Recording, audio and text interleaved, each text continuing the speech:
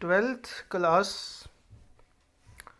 आज के जो हमारा क्वेश्चन है या टॉपिक है ट्वेल्थ क्लास के लिए कुछ शॉर्ट आंसर टाइप क्वेश्चन है।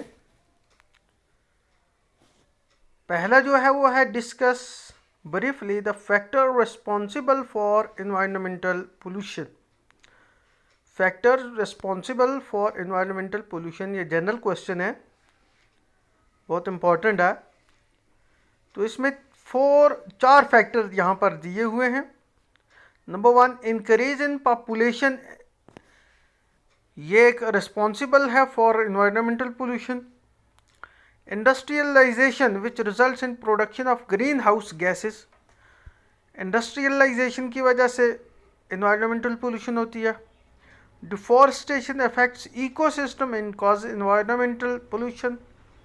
और increased means of transport, increased means of transport, ये चार फैक्टर हैं responsible for environmental pollution. Write a short note on Kyoto protocol. Is India a signatory to this protocol? Answer इसका है Kyoto protocol जो है एक इंटरनेशनल एग्रीमेंट है जिसने सेट किए टारगेट फॉर इंडस्ट्रियलाइज्ड कंट्रीज। किसके लिए?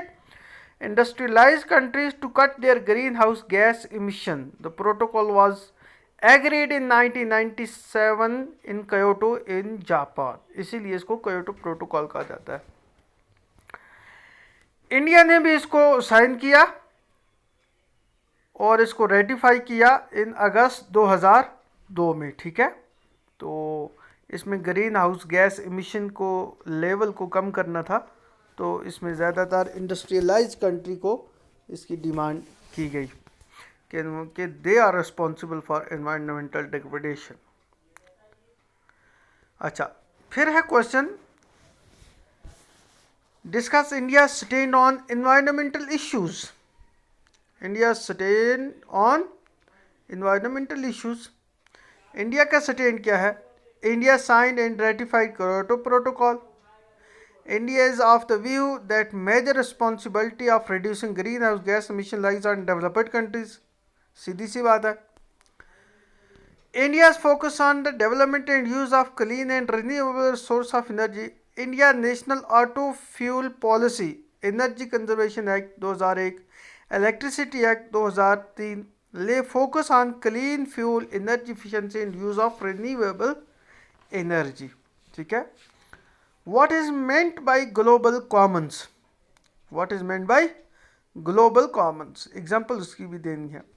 Global commons are those resources which are not owned by any one country but are shared by the whole community.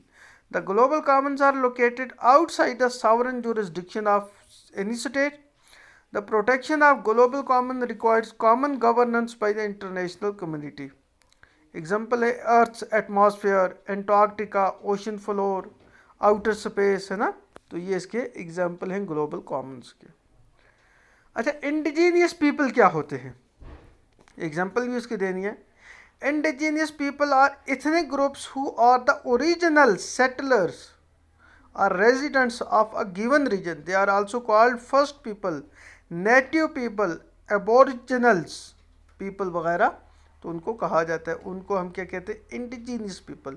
यानी वो उस वक़्त वहाँ पर थे जब मॉडर्न सिविलाइजेशन या कोई भी बाहर की सिविलाइजेशन किसी एरिया में आई, तो वहाँ पर जो लोग पहले से रहते थे उनको इंडिजीनियस पीपल कहा गया। ठीक है ना। जैसे एग्जाम्पल है इन्यूट पीपल इन कनाडा, वेदा यानी सिनालीज इन श्रीलंका, इगोरोट इन फिलीपाइंस। इस तरह और भी कुछ एग्जाम्पल हैं।